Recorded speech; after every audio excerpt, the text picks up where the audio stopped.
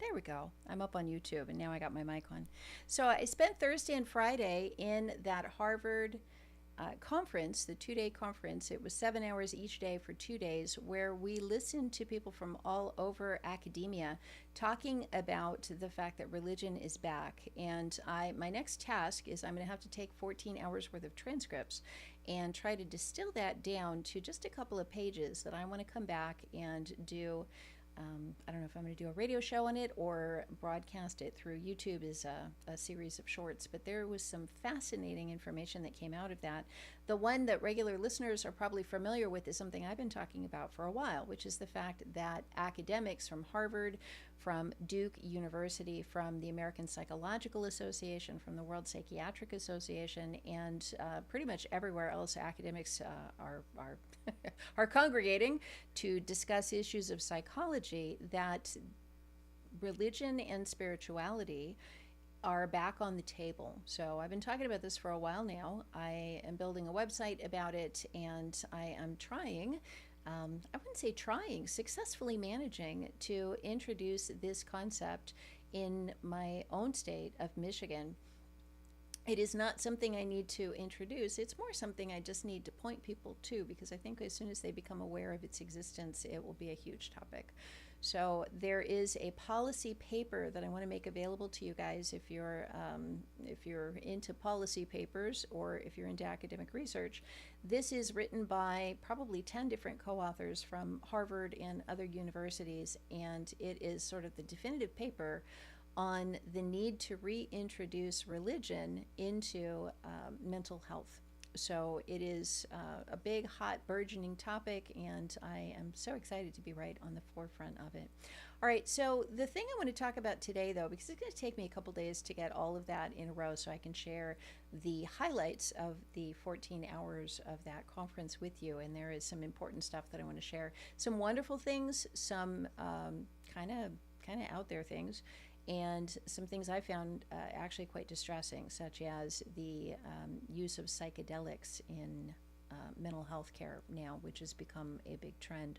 And I have a lot to say about that. As you know, I'm a big opponent of DMT and ayahuasca and other hallucinogens, and the more I research them, the more of an opponent I am.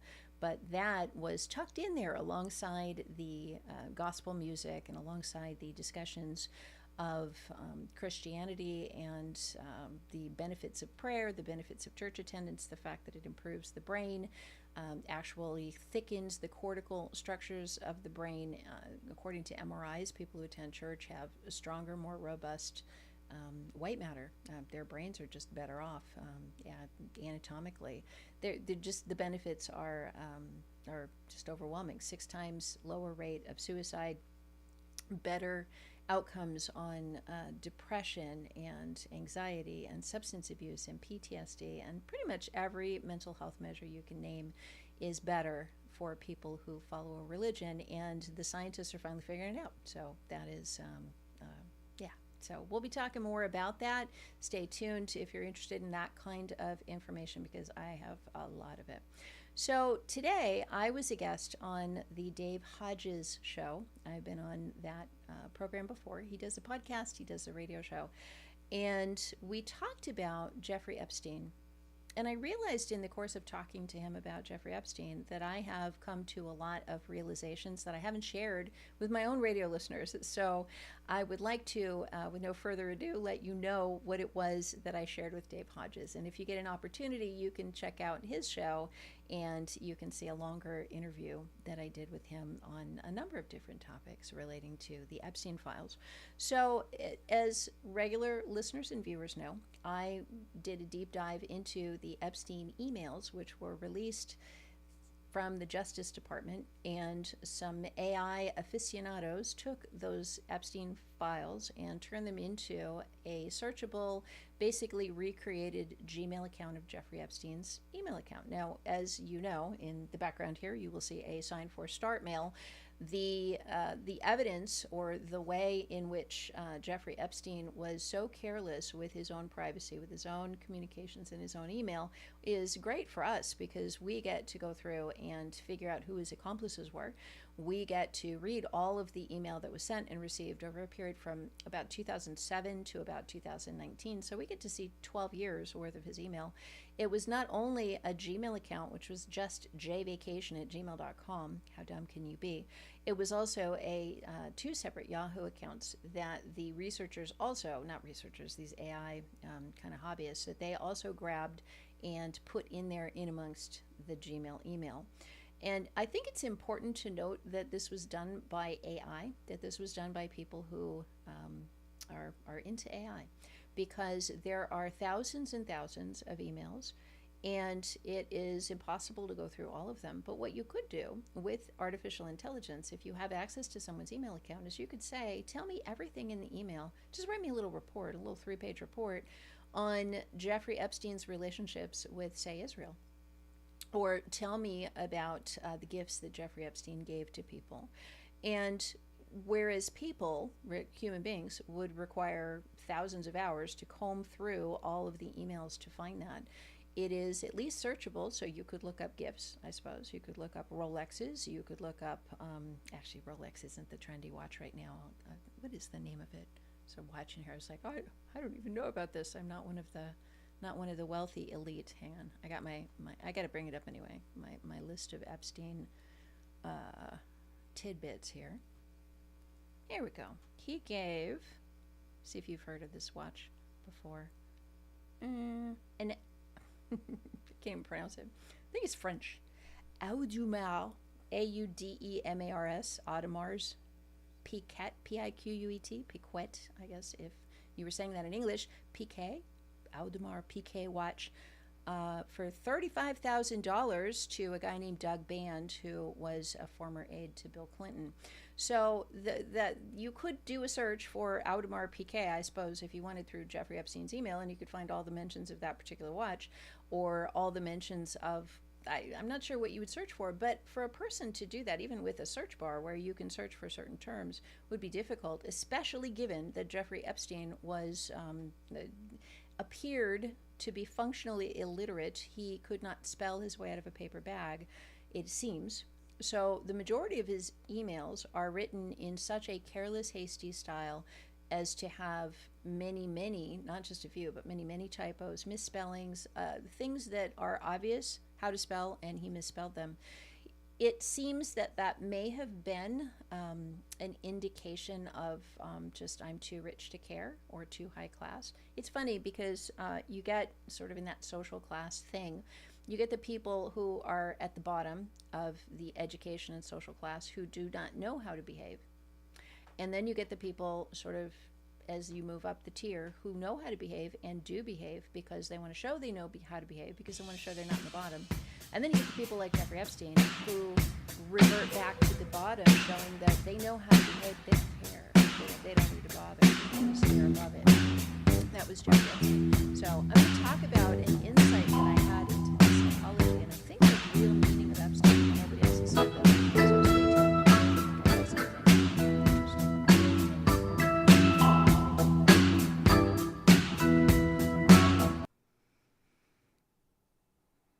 Then you will experience God's peace, the peace of God.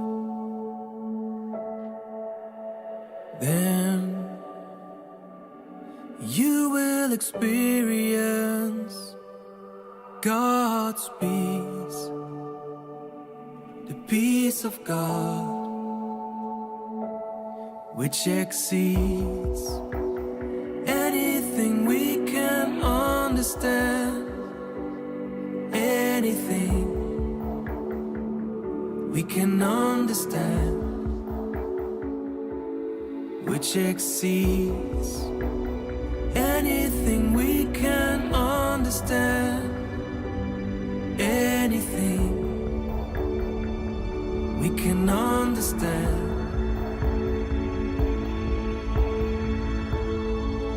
His peace will guard your hearts and minds as you live in Christ Jesus. Oh, His peace will guard your hearts and minds as you live in Christ Jesus. Don't worry about anything. Instead, pray about everything. Tell God what you need. Thank Him for all He's done. Thank Him for all He's done.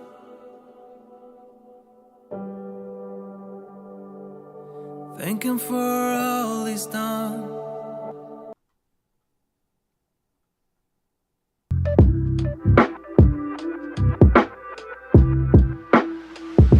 Sweeter than honey from the comb are your words, they're finer than gold, the rarest treasure of my life.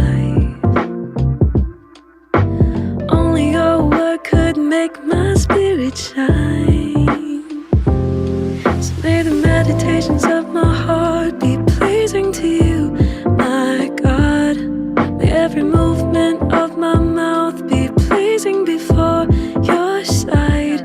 Keep me from secrets. So, let me tell you the insight that I had about Jeffrey Epstein reading the emails. And I have to tell you, I read them somewhat dispassionately. That's a 50-cent word, meaning without a whole lot of emotion in it.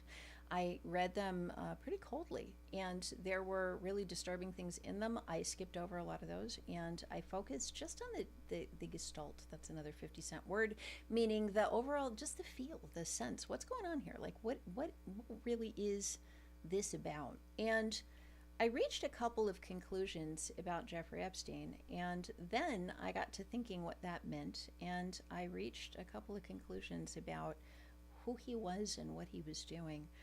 And what I concluded is that Jeffrey Epstein was a useful idiot. He was under the employ, shall we say, and I don't mean by that employment like I tell you what to do every day and you have a job and you have assignments, but what I mean by that is that I believe that there was some very wealthy, invisible puppet master out there, and that could be any of the incredibly wealthy families who silently and invisibly run the world. That could be, who knows, but someone out there who used Jeffrey Epstein to run the world. And let me explain what I mean by use Jeffrey Epstein to run the world. I do not believe, and here's where I'm going to depart from most people out there who are just slinging mud at everyone who went to Jeffrey Epstein's island and had anything to do with him at all. People who were found in his files have lost their jobs and stepped down and been apologizing, and there's been a big scandal for anyone who was involved with him. I don't believe that the majority of the people who were involved with Jeffrey Epstein were themselves criminals. Okay, now hear me out. And I think a whole lot of people have been taken down by this scandal who really didn't, who aren't criminals and who aren't pedophiles and who aren't child traffickers and who really did, are probably sincere when they say, I had no idea the guy was a criminal, right? Because it wasn't apparent.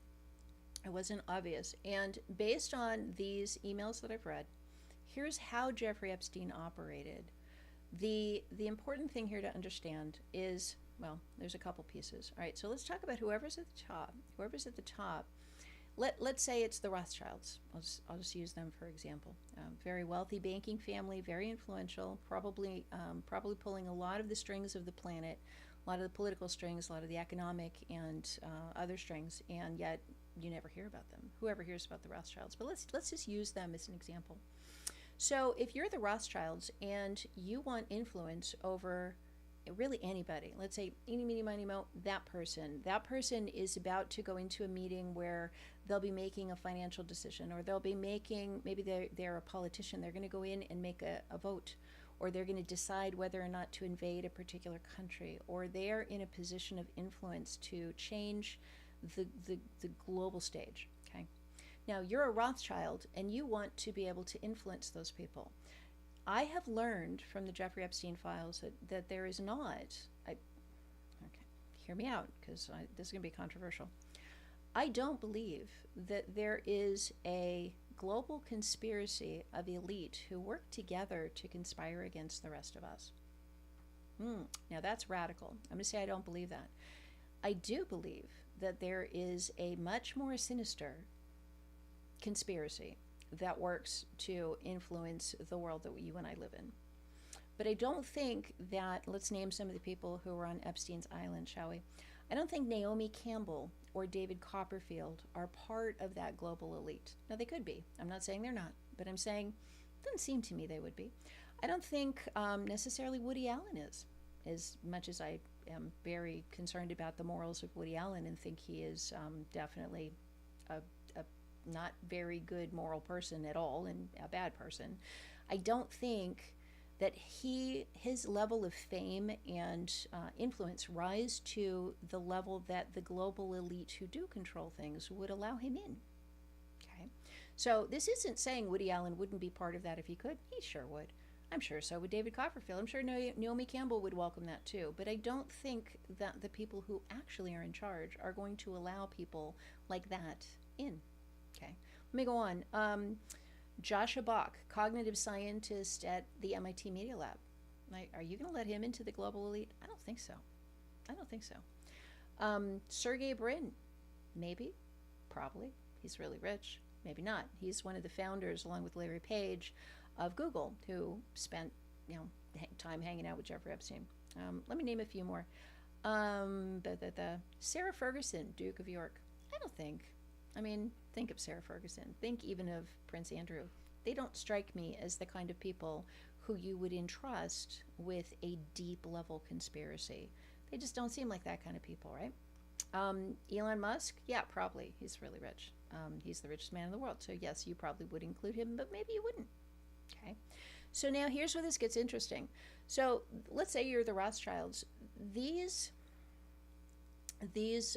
bankers, these people at the inner upper echelon of controlling things, are very careful to remain invisible, to not be known. They don't do anything public. They have no notoriety. They don't get in the newspapers. They do not appear on TV. They don't give interviews. They are lips sealed silent. Okay. So if you are in that, let's say you're them, and you want to be able to ensure that nothing could come along in the world that you couldn't control, then let me tell you what you might do.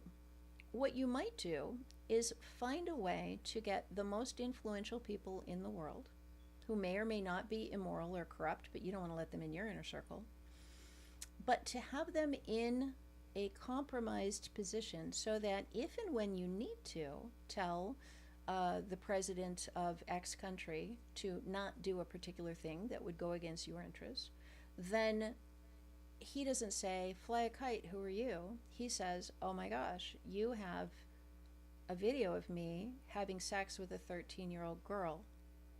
If she were over 18, it would be a big scandal and my wife would leave me and maybe I would be removed from office, but I wouldn't go to jail. But okay, so elite, what is it you want me to do again? I will do it. Okay. Is it the Rothschilds themselves who contact the president of some country and say that? Absolutely not, because again, they operate. I'm not saying the Rothschilds. Let me clarify. I'm not saying them, but I'm saying there is a them. There is a them out there. Let's call them the Burgermeisters. All right. So they're up there, and they do not want anyone to know what they're doing, and they don't even want their victims. They don't even want the president of the whatever country to know that they're the ones doing it. So they have levels of other people who approach you. Now, let me see where Jeffrey Epstein fits into all of this. So Jeffrey Epstein had lots of money, and no one knows where it came from. The New York Times did an investigation in 2025 that was pretty thorough, and they were unable to tell where Jeffrey Epstein's money came from. In fact, there's some pretty good quotes in this article that I was just reading about this. I like this. It says, they don't get it. I think I figured this out. All right. All right. Epstein. Okay, here we go. This is a good one. Jeffrey Epstein was a man of mystery and finance. Well, man of mystery seems like, James Bond, right? He wasn't a man of mystery. Give me a break. The mystery is that no one knew where his money came from. That didn't make him a man of mystery. That just made his money, very suspect, in my opinion. After he started off as he was a college dropout. He got a job at a private high school teaching math and physics. Few people realize this, but you only have to have a degree if you want to teach in a public school. If you want to teach in a private school, a private high school, then having a degree certainly is a plus, but it's not required. In fact, a lot of people who teach in private high schools don't have degrees in the subject they're teaching and would not be qualified to teach in a public school. They are, however, in many cases, much better teachers than the ones in the public school. That's a whole other conversation we can have. I was deeply involved in the whole private school system, taught at them, tutored kids from them. My mom was a public school teacher. I have lots of educational things that we could talk about. But that's Jeffrey Epstein's background. And it shouldn't be that surprising if you understand that private schools do not require their teachers to have degrees. They just don't, okay? So Jeffrey Epstein started off teaching math and physics at a school where he got fired from, okay? So he got fired. So he's not only a college dropout, but he can't even make it as a college dropout high school teacher. He gets fired from that, all right? Then he, through connections, gets himself a job at the investment bank, Bear Stearns, and they made him a limited partner, but then he was cheating. I think it was insider trading. He got himself fired from that job too because he was unethical and he was doing wrong things. And then magically, somehow, from that point of that inauspicious beginning, he becomes this incredibly rich, incredibly connected, influential person. Now, how is that possible? Well, we know that he got a job, with, what's this guy's name? Wes, I never can get his name. Les Wexner. That's like a tongue twister. Les Wexner. He is the, they call him a mogul here, but a very wealthy person who did the retail stores or created the retail stores, Victoria's Secret and The Limited, and had many investments and many other ways to earn a lot of money and was incredibly rich. He hired Jeffrey Epstein to be his kind of money manager. I don't know why. Why would you hire a guy who just got fired from teaching high school? But he did. And that relationship alone would not be enough to account for the over $1 billion that Jeffrey Epstein managed to accumulate in his criminal career. It just wouldn't account for that. So let's now look at the fact that Jeffrey Epstein somehow, inexplicably had enormous amounts of money. And what did he do with all that money? He used that money to create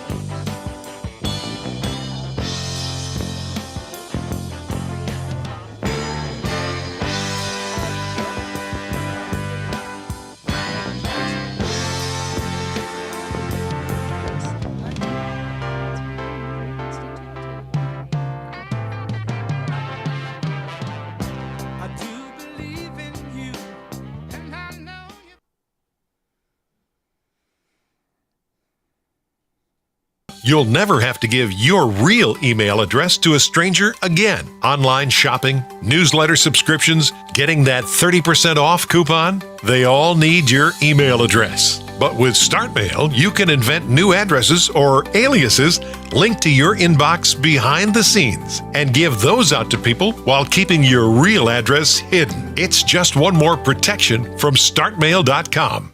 Red alert, Yahoo users. You've fallen in a trap that could ruin your life if you keep using Yahoo. You consent to sharing all data in your email account with our AI providers, and you grant us a perpetual license to use, display, publish, and publicly distribute your content in any media known now or in the future, and to let other users access and distribute it as well. Yikes! It's time to switch to StartMail, the only email that's AI-free and private by design. StartMail.com. Use promo code JD.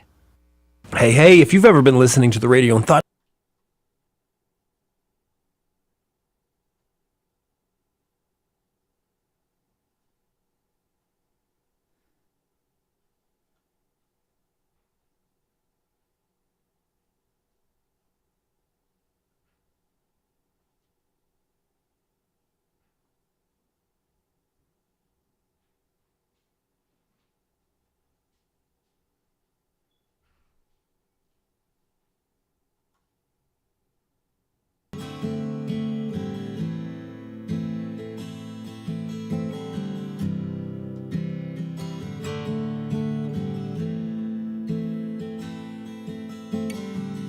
Therefore, humble yourselves under the mighty hand of God,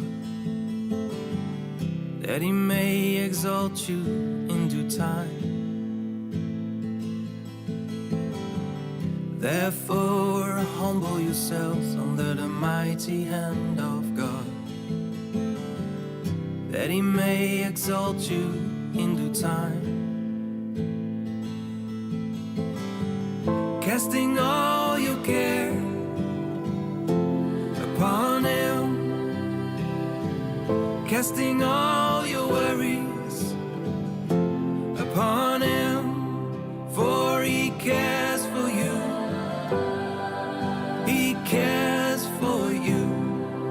He cares. He cares for you.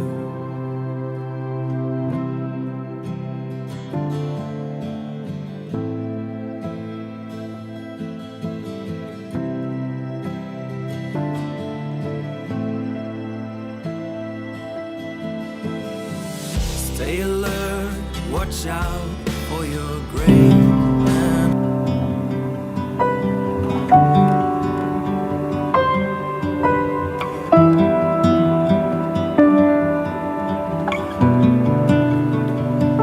I saw the Lord high and lifted up, and the train of His robe filled the temple. I heard the voice calling from the throne. When He spoke, the earth began to tremble. Holy, holy, holy is the Lord Almighty. The earth is full of His glory.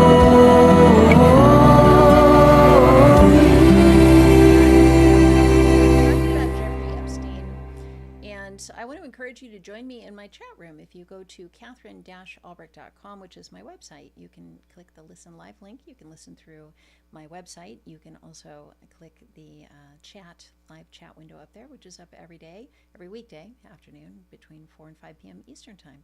All right, let me get right back into this because this is an important discussion.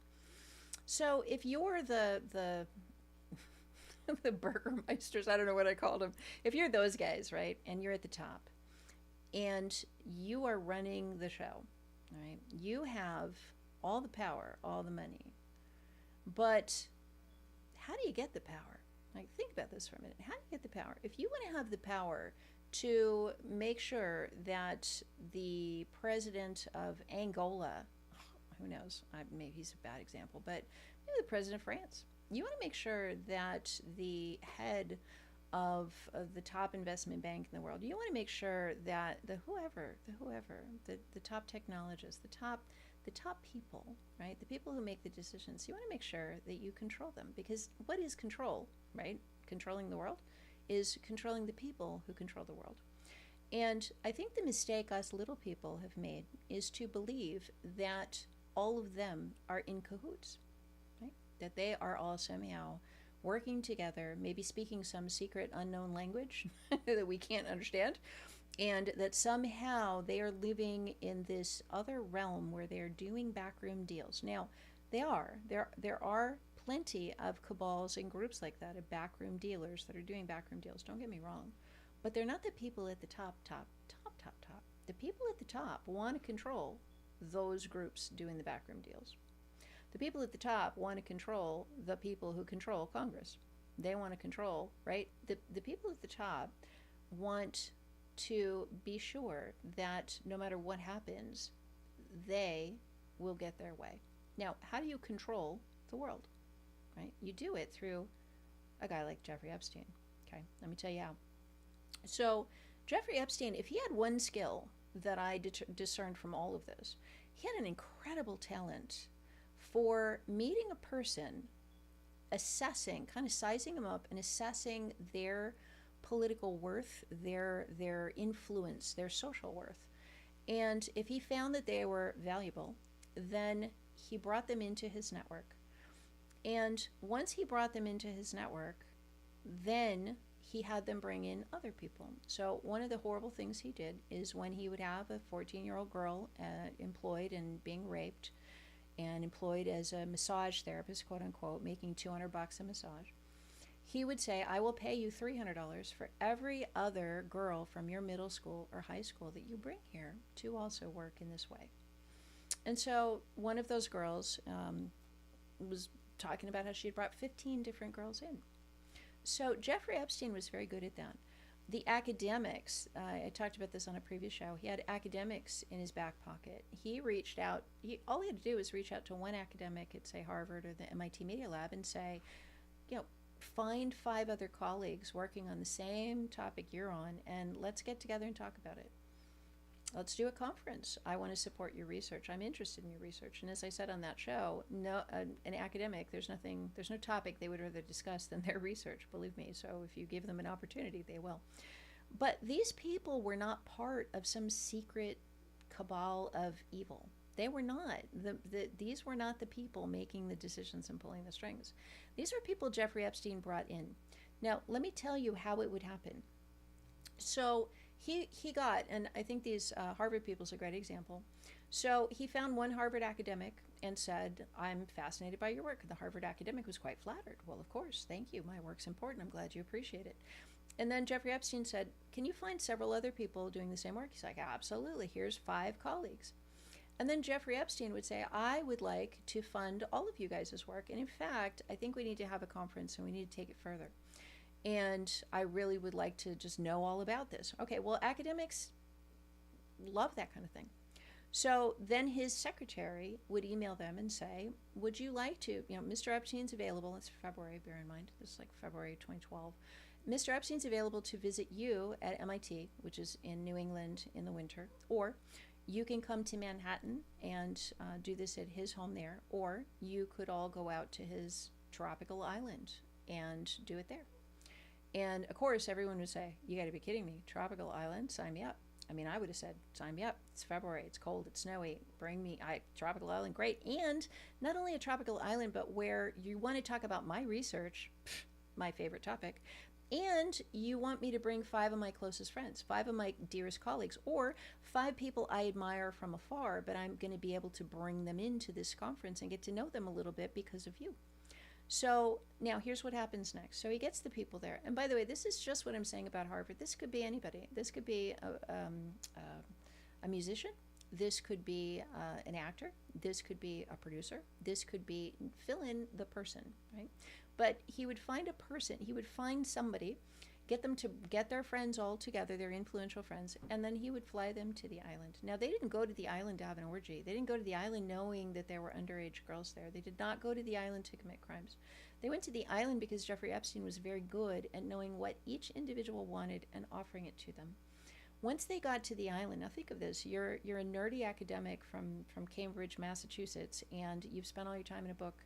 You get to this island, well, his secretary is arranging for you and your closest academic colleagues to fly to Miami, at which point a private jet is going to pick you up and fly you to a private island. You're already blown away. You're like, oh my gosh, I've hit the jackpot. How do I get more of this? When you get there, you get the royal red carpet treatment, right? You get the opulent, luxurious bedroom. You get the bathrobe that is fluffy and fuzzy. You get the nicest towels. You get a meal that is served on china to where one of those plates probably costs more than you make in a month. You get the gold-plated silverware. You get the whole full treatment, right? And so you're there going, oh my gosh, and your friends are there too. Now your other academic friends are there with you, and this is important because that lends an air of legitimacy to the event. So you're not there on some pedophile criminals island. You are there for an academic conference, or you are there for a discussion of media, or you are there for whatever it is that is your field. Now here's where the catch comes. So after the meal, Jeffrey Epstein, maybe a day or two into your trip, says, by the way, we have a salon here. We have a spa. And if you would like to go and get a pedicure, a manicure, a facial, if you would like to go and get a massage, if you would like to, it's there. So if it were me as an academic, I would go and I go, yeah, I would love a manicure. My nails look pretty bad, and I'm sure you'd do a good job. Okay. And afterwards, after I had my manicure, if they said, and would you like a massage? I said, sure. I mean, I could use a massage, couldn't you? We all could, right? Here's the thing. So everyone said, sure. And they went in to get their massage, not knowing, all right, and I truly believe they did not know, not knowing what was going to happen next. They go in for their massage. I've had a massage before, all right? They, have a massage. You lie face down and you don't have clothes on. You have a towel on. You have your underwear on. And they give you a massage. So this is what would happen. These men, typically men, would lie down, face down on the massage table. A beautiful, Russian woman would come in and would actually be trained in doing massage because he trained them. So they'd know what they were doing. They'd give you an actual professional massage. And then when you turned over, the massage would continue. And then the girl who would have been coerced into saying, you're so hot, you're so important, you're so smart, you're so whatever, and come on to you. And when that happened, I'm sure that some men would say, oh, no, I'm married, not interested. But some men would say, I'm on an island, nobody's noticing, who's around, she's really pretty, and we're in this private room. And the next thing you know, the hidden camera in the Kleenex box in the massage room is taking a video of you. And that massage therapist you thought was a massage therapist is actually a 15-year-old girl who is still in high school. And now that camera has taken a video of you committing a crime. So at this point, does Jeffrey Epstein then tell you he has the video? Heck no, he doesn't. In fact, I would venture to guess that the majority of people who went to the island and had sex with underage women and committed that crime were never even contacted or told that they'd done it. But what happened, and I think the reason why the files of that were not found on Jeffrey Epstein's property, although there was plenty of evidence, he had all kinds of cameras and computer banks and safes, but I believe the reason that wasn't found is that he wasn't the one doing the blackmailing at that point. So now think about this. He's now got pretty much everyone who's ever come to his island in his files, that he now has something over them. And he is not the guy who did the blackmailing. He handed that off to the Burgermeisters. He handed that off, probably not even to them. He probably didn't even know he was dealing with them. He probably thought he was dealing with that middleman between them. There's some other layer that was there as their henchman. And he would hand that footage off to them. And in the future, 5-10 years later, when the Burgermeisters need the president of their island to do a thing that they want, then they control the world by saying, yeah, I got this. And I'll tell you more. If they were over 18, they were in state. They're 14, it's a different story. I've been hearing a lot about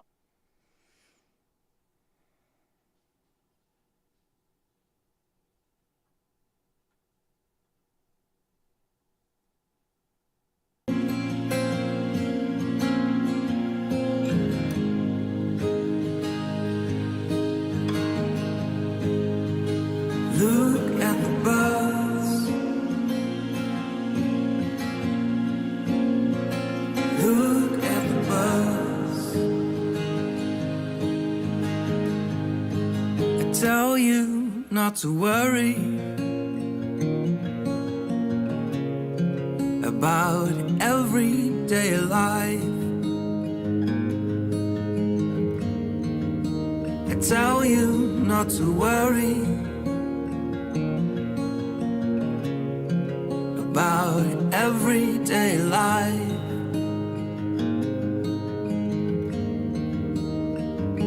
Can all your worries at a single moment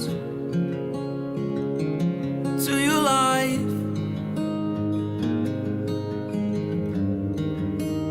Look at the birds. Look at the birds. Look at the birds. Look at the birds.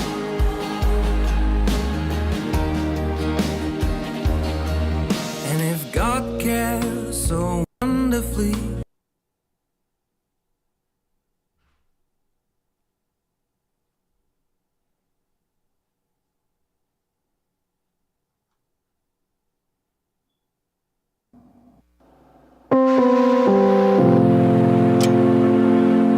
Surely goodness and mercy shall follow me all the days of my life, and I will dwell in the house of the Lord. So, talking about Jeffrey Epstein, I left the last segment by saying if they had been over 18, it would have been one thing.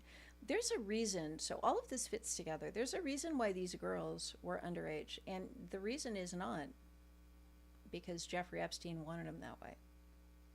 This is my take. I think Jeffrey Epstein absolutely was a pedophile and probably would have had 8-year-olds on the island if he could have or might have or would have. I don't know. He probably wouldn't have, actually. Let me clarify that. I think he would have had some 12, 13-year-olds there if he could have.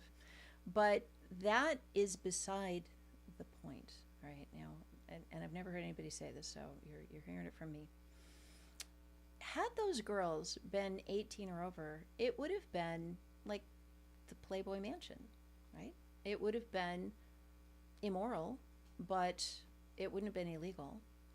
And if someone went to the Playboy Mansion and Hugh Hefner had a camera in the Kleenex box, it probably would be a bit of a scandal if a president or a business leader or some important person were seen in the Playboy Mansion through a Kleenex box cavorting with a 20-year-old.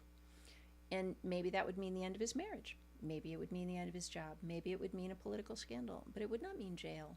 And it would not mean the end of his life, basically. And I don't mean that by, like, death. I mean the end of his ability to have any influence in the world at all ever again.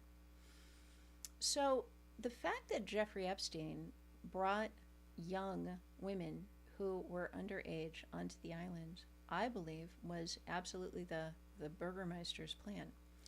That it was very helpful to them that they had a useful idiot in the middle who they could give all this money and wealth and power to, and who had very good taste. Jeffrey Epstein was very good at knowing how to spend all the money that they gave him to create opulent environments, to purchase the proper real estate, to buy the right jet, to get the proper everything. And he was also very good at figuring out a way to procure underage girls, specifically because they were underage. Because when you have an underage girl, my cat is knocking an X-Acto knife across my floor. It's just cracking me up. Sorry about that. So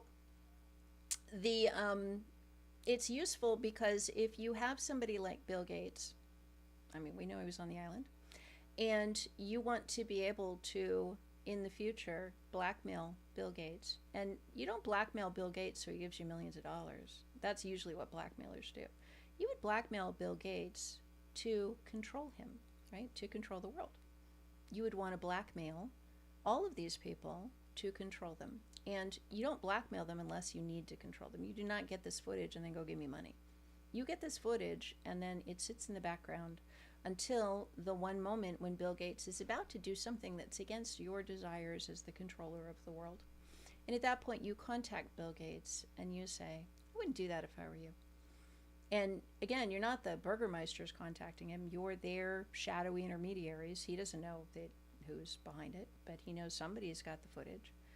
And at that point, the incriminating video of you with a 14-year-old massage therapist, and they don't show the massage part, they show the other part, then at that point when you see that footage and realize that someone very influential has that footage and could take you down with it, then you just do whatever they want.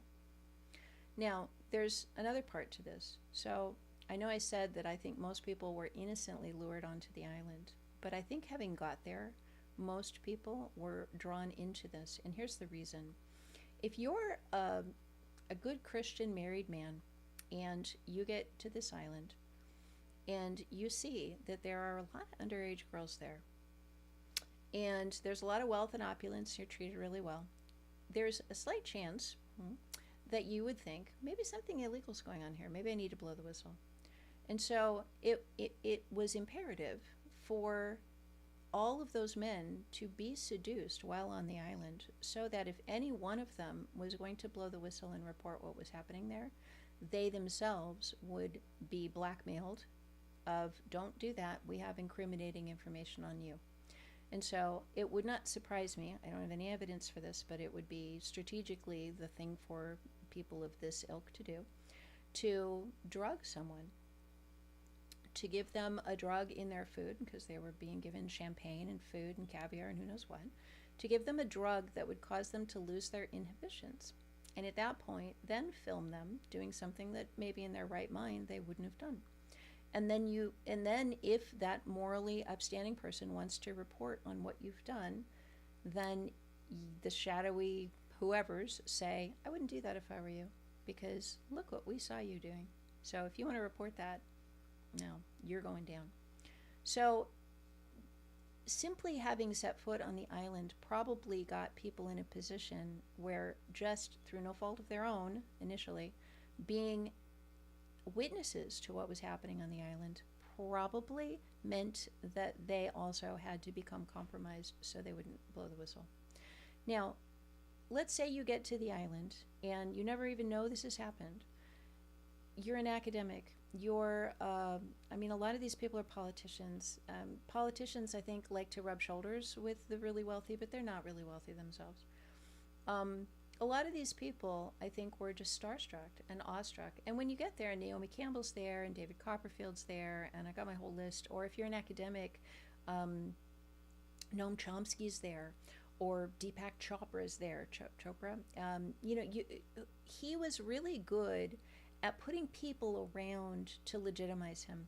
If you got there and Mick Jagger was there, Elon Musk was there, you're not going to think to yourself, this guy's a fraud and a sham. You're going to think to yourself, wow, what have I lucked into, right?